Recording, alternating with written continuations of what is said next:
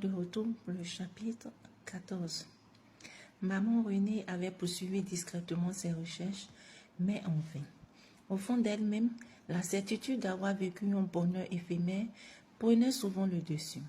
Elle revenait à la case départ, mais la seule différence était l'âge. Pourrait-elle reprendre ses activités comme autrefois où elle vivait aisément de son travail? En qualité de nurse chez les Européens, ce n'était plus possible à présent.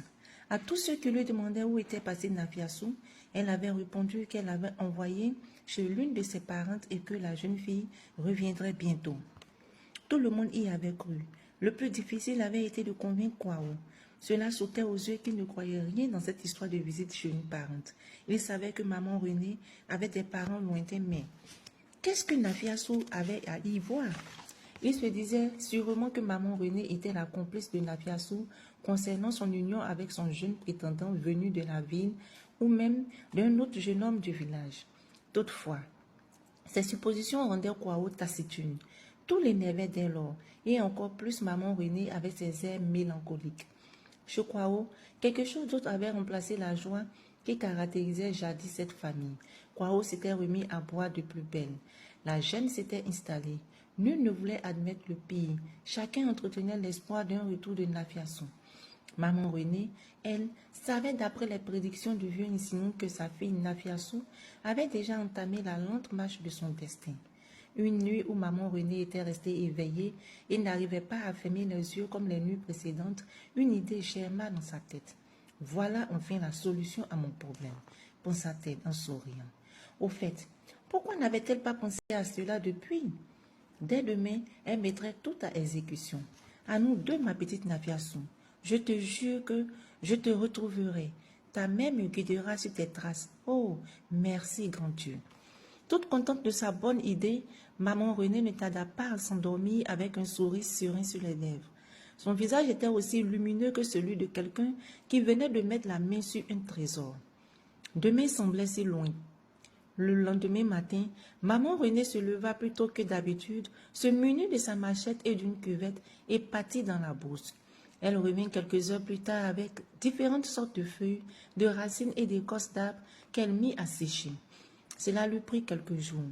Kwao et Aou se demandaient à quel genre de besogne la vieille femme se livrait. Mais il comprit vite quand il la vit faire des boulettes de feuilles et de racines écrasées, puis piler les écorces afin d'obtenir des fibres plus petites. Il les disposa de manière ordonnée dans une petite cuvette. Maman Renée préparait différents médicaments destinés à la vente. Et oui, c'était cela son idée. Elle irait vendre ses médicaments de village en village, de ville en ville, jusqu'à ce qu'elle s'épuise. Elle pourrait ainsi poursuivre ses recherches pour retrouver sa petite fille et s'offrir un peu de moyens.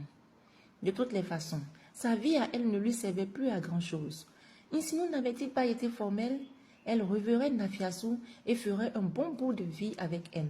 Alors, pourquoi ne pas aller au-devant de la chance? Ce jour-là, la nuit n'avait pas encore cédé la place au jour qu'une ombre furtive sortit d'une case avec un gros colis en main qu'elle chargea sur la tête dès qu'elle fut dehors.